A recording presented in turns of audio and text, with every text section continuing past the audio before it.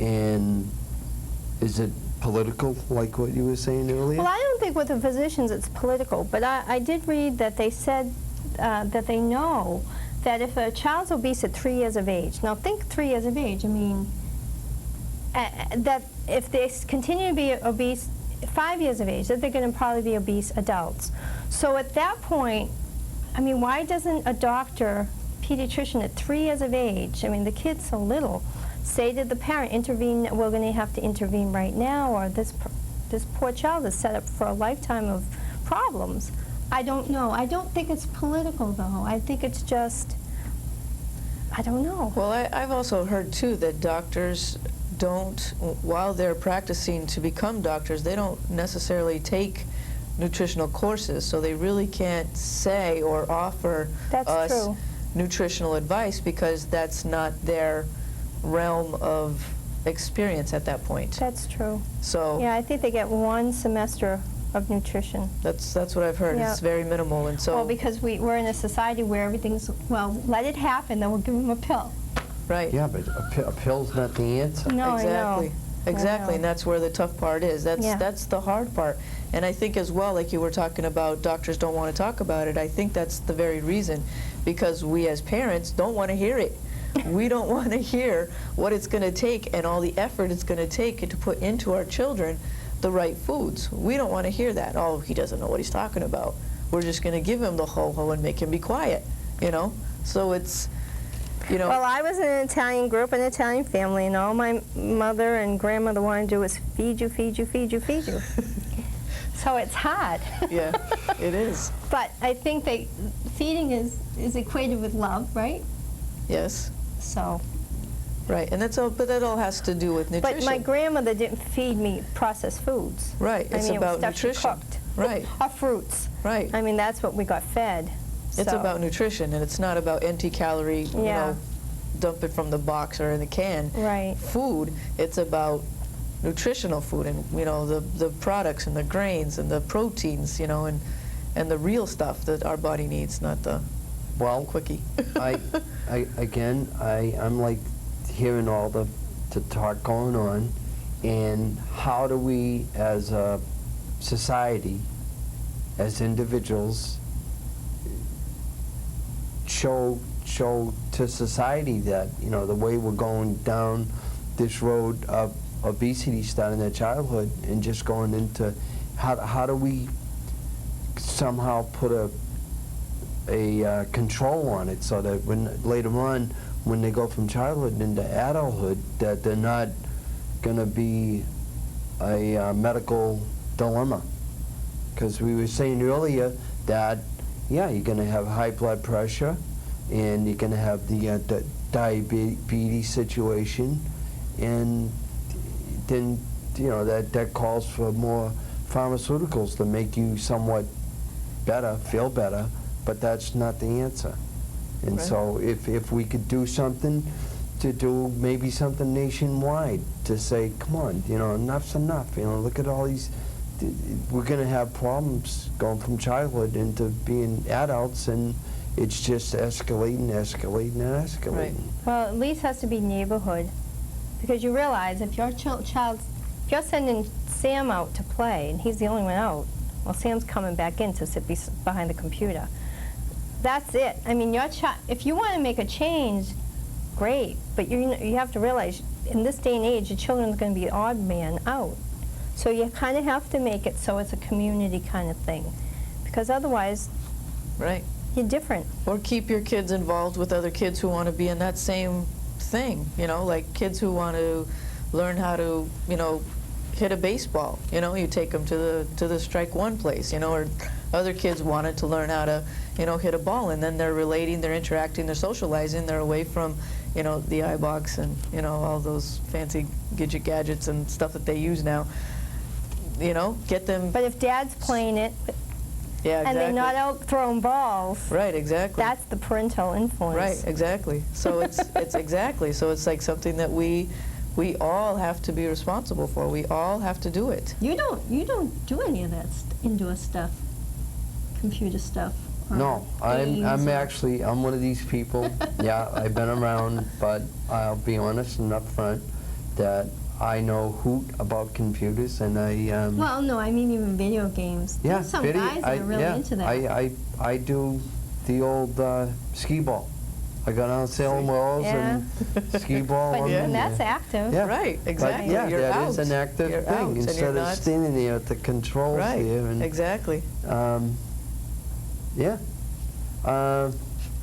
Yeah, so folks, if you want to get a heads up on somehow streamlining your children's weight, just work together with them and Right, make it a family thing right. instead of going out Yeah, they Sunday know. morning breakfast and munching out at the full-size buffet. and Exactly. blowing down your plate. Exactly. Yeah. Robin, do you have any suggestions for us as far as, I guess for parents, such as like when you go grocery shopping or how you go grocery shopping? You have any suggestions for us? Well, one thing, because I'm guilty of this, is I overbuy when I'm hungry. So you have to eat before you go to the grocery store. So I think too, and that's in our family too. You have to eat. Right.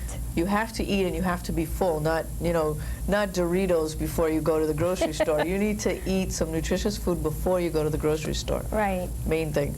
And what else can we learn? And then I think once you're there, it takes time, but you have to, if you're going to go down any aisle that has boxed or packaged food, you have to read. You have to read. I mean, yeah, it takes time, but actually, if you turn it over and you look at the ingredients, just your eyes can scan it really quick. If it's so long, you're going to be there for days. You might as well put it back because it's not healthy to be eating anyway. So, yeah, you should do that. You should look at the amount of sugars and salts, sodium and Compare, salts that's yeah. in something. You really want to try to stay away from anything that has a huge amount of either. And partially hydrogenated oils, which are in so many things, but keep as many of those products out of your carriage as you can. Partially hydrogenated oils. Yeah. And is there like a fancy word, or is that how it's called out on the ingredients? Well, now, it's actually listed as partially hydrogenated oil. You'll see it as cottonseed oil, palm seed oil, and now it's also trans fat. That's kind of used interchangeable, and so now you'll go into a grocery store and it will say 0 trans fat, because they know that's kind of a marketing tool. Right. 0 trans fat, which there's still a tiny bit of trans fat, but buy that product versus one that doesn't say it, because it's still a little healthier than one that does have it and doesn't say 0 trans fat, because it might have a huge amount of trans fat. So you're saying it's better to buy the ones that say Yeah. no trans fat. Right, and one issue, and I've shared this with Bob because we try to convince his mom to do it, but margarines versus butter. My pet peeve, because margarines have so many chemicals in them. Butter just says salt and cream. Well, one says good for your health, less fattening, da-da-da. But the thing is, it's moderation. So just have a little bit more butter, and you'll have a better taste than a huge lot of margarine that you think's dietetic. It just doesn't make sense. So I would tell people that too, because as he said, your liver doesn't know what's going on when you eat a margarine, has no idea. And you don't really, and they don't know. Nobody knows. We just know that people haven't died by eating it, so it must be safe. But we really don't know. Interesting. Interesting. And what about kids going to the grocery store with you? Does that tend to have Did you used to do that? taking the kids with you to the grocery store? Does that tend to make you want to buy things you really shouldn't? Yeah, you're on like, okay, what can I do so the kids will be quiet? So as I'm pushing the shopping cart down this aisle, that aisle, yep, get one of those, get one of those, get one of those. And it's always the dad can I? The dad can I? Yeah. I know I used to do that when I was little. Oh, yeah. Yep. Yep. Yeah, I just think that's well, and usually parents say, yeah. I mean, that's the thing, that kids want so much stuff because it's right at their Sugary, level. right, They exactly. don't have to reach Yeah. up for it or Right. down for it. It's right there. Yeah, exactly. And that's something, too, that I've been noticing, even the cereal aisle. If you want any of the good cereals, you have to reach way up to the top. Exactly. A toddler Or- can get or the wait. Cocoa Puffs. Yes, see? Exactly. Exactly. And it's, I mean, again, that's all about marketing. Yes. They're going to make their money because it's right at the kids' level, and that's what they want, you know? And we as parents, you know, like we've been talking about, we have to be responsible and say, no, Jimmy, you can't have that, you know? Let's try this, or, you know, we can put some apple in it to make it, you know, taste a little better, or, you know, put a fruit in there to make it a little sweeter so that they'll eat it, Right. you know? Right. Show them that, you know, that there are alternatives to the processed, you know, Cocoa Puffs. Yeah. Actually, the best two fruits you can get your kids hooked on are strawberries and blueberries. Strawberries And you put blueberries. those in cereal, and I think Yep. it's just wonderful. Yeah, it has the natural antioxidants Yeah. in them.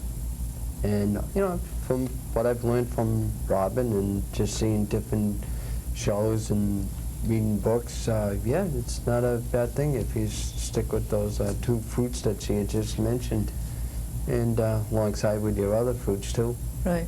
Yeah, Right, because 'cause it's all natural stuff. Naturally, it's not that imitation about it. It's natural, right, Yeah. right. And you had mentioned earlier about being able to pronounce ingredients. So if you can't pronounce it, you should stay away from it. Right. Right. And I've noticed I asked you a question earlier that sometimes they change what the word actually is, like we were talking the oils, that they tend to disguise them, the oil, so that you're not seeing hydrogenated, you know, hydrogenated oils, that you're seeing this long fancy word, and you're like, oh well, you know, I don't know what that is, I'll just get it, doesn't matter. Right. So well, it's- it's much. It's funny because you could go down the cracker aisle and you could go down the health and beauty aisle, and neither one you can pronounce. So think about it. You wouldn't eat your health and beauty aids, and it's chemicals. I mean, Right. if you can't pronounce it, it's because it's chemicals. Right, exactly. Okay. And you also mentioned about keeping the items of the food that you're going to buy under 5 to 10. Yeah, I've that taken realistic? that from experts. I think they say about 5 ingredients. It About shouldn't 5. have more than 5 ingredients. And actually, if you go even to your good cookies, you know, you got to find them. But the ingredients list is very short, and that's the way you want it. Right, so the shorter the ingredient list, the better, Yeah. obviously. Yes. Right. Okay, and then again, just to reiterate that, you have to watch the sugars. You got to watch, you know, how many grams of sugar in there, how much, you know, sodium. Sodium is a big one. You got to compare the you know, the products to make sure that you're keeping the sodium down.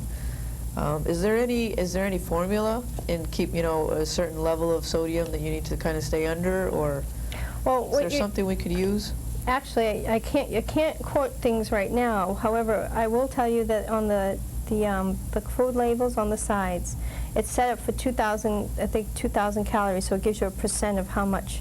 Like it will say you're getting 24% of your daily intake of sugar. But the 2,000 calories is set up for a man of like 180 pounds. So if, you know, think about it. If you have a child that's 60 pounds, Yeah, it's a lot less. yeah, Right. right. Or in this case, a lot more, because feeding it to a smaller body, right? Right. Interesting. Okay, and you have brought some information. Is there something there that we could use, or? maybe Well, a it's little bit just more a than lot of statistics. Well, let's hear some statistics. We always need statistics. Well, we both know that childhood obesity is an epidemic, and that they say 16% of children 6 to 9 years of age are obese. 16%. 16%. And I don't know what the figure is for adults, but I'm sure it's more than that. And the Center for Disease Control, they do a lot of studies, but you know, I don't know if they ever really report them on the news, but they did one in 2004, and they found that a third of all mothers, I thought this was interesting, thought that their overweight children were actually at the right weight. Really? But when they saw obesity, they recognized it more in their daughters than they did their sons. Even though Interesting. their sons were obese, you know, Recognize it. yeah. Interesting. Yeah, and another statistic that was pretty interesting was the Journal of American Medical Association reported in 2004 that an obese child's quality of life is similar to a child diagnosed with cancer. Really? Can you just say that one more time so we Yeah. can get it again? The Journal of American Medical Association reported in 2004 that an obese child's quality of life is similar to a child diagnosed with Really? cancer. Wow, that's Yeah. that's something. Well, because they undergo a lot of ridicule. I mean, I don't know if you had to deal with that, Wow. but No, I hadn't 'Cause had kids to are- deal with that, but you can see it in just on news clippings alone. Even while in the paper, there'll be articles, or on the TV, and let's say so and so got the heck beaten out of him or her because they're overweight, Right. and just comes down to you just gotta watch what you put in your mouth. And yeah, because all the experts, I mean, there's a million doctors that comment from various universities around the country, and they all say the same thing: keep your children away from the bad foods, make sure they eat the good foods, and make sure they move. And so, you know, but that's not old. I mean, that's not new, that's so old. I mean, they knew that a long time ago, that, you know, it's calories in versus calories out. Right. And so that's just it. It's just that we have such an onslaught of food now. I mean, you go into any restaurant, and we don't eat like the French where we get a portion. You know, we get mounds of food, and you know, you could be eating 3 to 5 servings in one sitting, and that's where America is obscene, because we just like so much of everything. We overdo everything. Everything. Yeah. Right. Wow. And I mean, we, just like I said earlier in the program, we get bombarded constantly, you know, about we're overweight, and then we get depressed, and then what do we do when we're depressed? We eat. We eat. So it's like, you know, what do? You know, and basically what we're stating here is what you do is you go out and you research and you find out what is going to make my body tick better, which is basically what it is. You know, our bodies were not made for the ho-hos or the dum-dums or the, you know, the this or the that, and all the candy and the processed food we were mentioning about. It's not made like that. Our body needs nutrition in order for the metabolism to run correctly, and for us to be, you know, nutritionally sound, mentally sound, because it all goes together. You know, when you're eating right, your brain's going to work right, and you're not going to be depressed. You're not going to, you know, you're not going to be swinging from one, you know, to the other. Yeah, you have those insulin highs and lows. Right, right. Yeah, because I have a nephew who, I swear that's all it is, because he goes into these mood swings and he just cries. And I think, you know, it's because his sugar cereal, like you said, Right. it's gone, it's been digested. So, you know, he's just calling out for more good food, and it looks like a temper tantrum, but it really isn't, you know. Right. It's just the body calling for food. For nutritional Yeah, food, right? yeah. Right. Interesting. And I don't consider my I don't know, like he said, his you know, he has a nephew that's a little bit overweight, and his father's a doctor. Well, I have my nephew's mother's a nurse, and you know, she can't see that her son could go into an insulin shock, you know, like need, just because all he's consumed all day is pretzels. Well, pretzels, when they convert, just convert to sugar, you know. Starch converts to sugar. To sugar, so right. the poor kid's crying, and he has a reason to cry, because he's hungry. Right. So nutritionally deficit is Yeah. what it is. Yeah. Right? We're all overweight, but we're nutritionally Right. The nutrients, right? hungry. We are hungry. Exactly. So, which is, we need to research our products that we eat. We need to research, you know, where they come from, because now we've got, you know, now we have to worry about how they're grown, you know, the pesticides that they're putting on the products as well, because that's something else that we need to, you know, consider. And it makes everything so much harder, you know. Yeah. So now we're eating right, but, you know, are these products, you know, full of pesticides, which is in turn, you know, going to cause the same thing. And so it's, you just have to be on your toes. You constantly have to Be on your toes. be on your toes, and you Yeah. have one to of be the other things you were responsible. talking about, the process of foods, is that as far as the beef and the cattle, that they somehow inject so that the steer will grow at a faster rate, and was it hormone shots they give them? Yeah. And that Yeah. is that affecting the foods for the kids to eat, even adults eat it, but is that having a bearing on obesity? Well, they don't do studies of things they don't want to know. It's never been studied. Right. So, I've The heard jury's still out. You're Right. still, okay.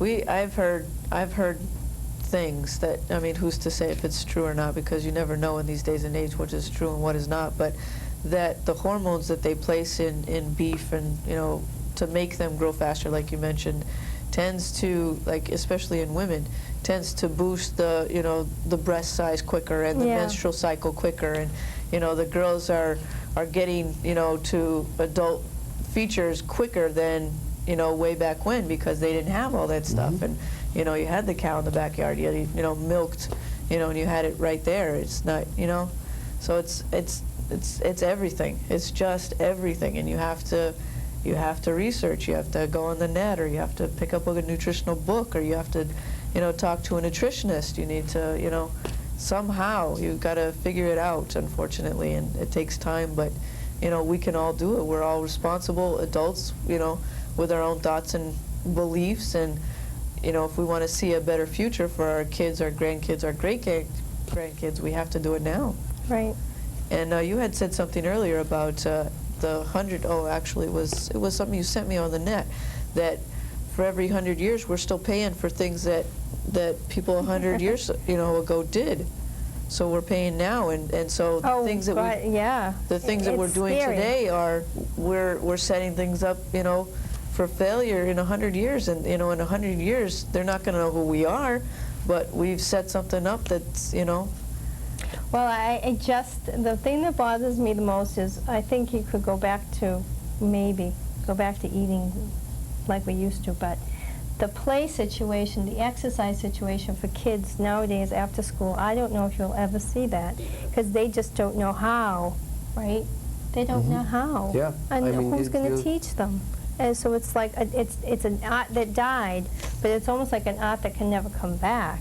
That's the scary part. So everything has to be organized sports, and then organized sports, you have to afford to be in them. You have to, you know, and you have to afford the time and the money and the cost. And I don't know, that's scary.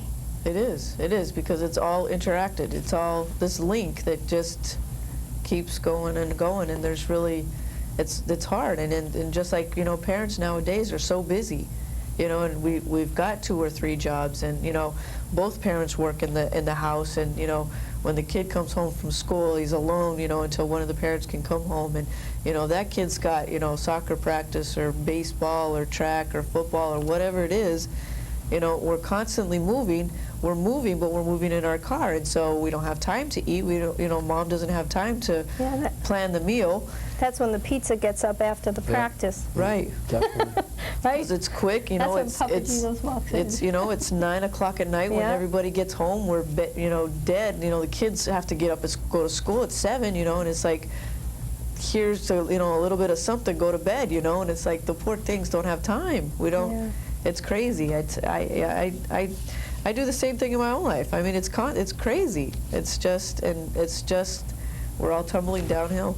We're tumbling downhill. That's obvious, because more and more of us are on pills. Right. We're on pills, the infamous Yeah, and I think pills. that's why they report it constantly. I don't know. I mean, maybe the figures and the statistics are supposed to scare people into action, but I don't know that right now it's that effective. You know, like the statistics on children's obesity that you see printed everywhere. I mean, it's in the newspaper, it's on TV. But I don't know yet that, well, obviously Harvard School of Public Health and the pediatricians at Children's Hospital in our area are taking it seriously enough. But we want society as a whole to take it seriously, because they have to. Right. Or else it's just going to continue downward. Yeah. We're going to be on pills at 3 years old. You well, know? It was interesting because they had a lecture at Northeastern. They had a professor lecture the seniors, the alumni, on about this new Medicaid Part D. And at the very end, and I told Bob this because I was shocked, at the very end, the last statement he made is, to them as grandparents, be preventive with your grandchildren and help them eat right, so they're not going to run into a problem with drugs when they're old. I was shocked. I was absolutely shocked, but it was such a great thing to say, because that's when it starts. So they don't run into drugs now. Drugs meaning prescription drugs? Right. Right, and that seems to be the easiest way out, because I can just go to the doctor and say, you know, oh, my back hurts. Oh, here's a drug, you know. and here's this, and you know, you're depressed, okay, here's this, you know. Oh, your arm hurts, okay, here's this. Oh, you have arthritis, here's this. Well, see, they know that one of the best antidepressants is exercise, right? Yeah, you go to exercise, and it takes time. It's a lot of willpower, and Constantly. you're gonna feel marvelous after a while, because you can say, "Wow, But you I'm not carrying that extra weight." Right. I mean, I probably knocked off 15 pounds, and yeah, I look forward to doing it, and you'll have a mirror, you'll see the results. Right. And the thing is, I guess different people told me, don't weigh yourself every day, space it out. Right. And Well, I think the problem into being reactive is it's not a routine and it's not part of you. It's like something you have to do. Right. So you teach these kids how to do things when it's not a have-to-do situation, and then they're more have to be, oh yeah, that's, you know, That's that's kinda great. cool, yeah. Yeah, And you know? I think if you use the psychological effect, it's saying, you know, you're gonna feel better in the long run, and you probably, I mean, I did, and all I can say is it's exercise. I care. We care. Right. We care. It's all about caring. Right, absolutely. And responsibility, care and Yeah. responsibility. And it's and I've heard as well that, you know, we have all these gym buffs or whatever, but as far as walking and exercising, that it's even better to walk outside so you're getting the fresh air. Now, we have the alternative. You walk outside and you've got all the smog and the stuff from the from the cars. So I have a dog and I walk her every morning, and I go the routes that there aren't Yeah. cars. Right. So that, because there for a while it was going down a main street and I'm like, oh my God, I couldn't even breathe. I'm like, this is crazy, you know, and what's that doing to me? I'm not ingesting anything, but I'm breathing it, and so it's still going in my body, it's still doing damage. Well, it's So- funny you should mention dogs, because I think it was Prevention Online, but there was just a recent article about having a dog extends your life or makes you lose weight, or because you know that's true. It forces you to walk, right? It does, And they know absolutely. that walking's, you know, And walking's you it. have to go outside because the dog has to go outside. It's not like a cat, you know. You can't put a litter box No, it in a didn't goat. say cats in the No, article. It says no, dogs. It says dogs. You have to go outside. Yeah. Yeah. And unfortunately, it snows, but Yeah. you know, you have to get dressed up, but you're Right. breathing in fresh air, you know. And it's a little cold, but you know, this has been a great conversation, and I think the information that was given to our viewers has been awesome. This has been a great show. I greatly thank both of you for coming. If you viewers have any suggestions or comments about this show, or you just want to be a part of the show, you can contact me via email at wellspoken@consultant.com, all spelled out. Again, that's wellspoken@consultant.com. And if you have a question for either one of my guests, go ahead and email me, and I'll get that to them so that they can respond in kind. We only have a few minutes left, and again, I want to thank you guys. This has been an unbelievable show. I greatly appreciate your experience and your wealth of knowledge. It's been awesome. Thanks. Thank you very much. Thank you very much. And to all your viewers, thank you for tuning in, and I will see you next time on Well Spoken. I'm your host, Yvonne Gabaldon. Take care. Bye. And then we have to do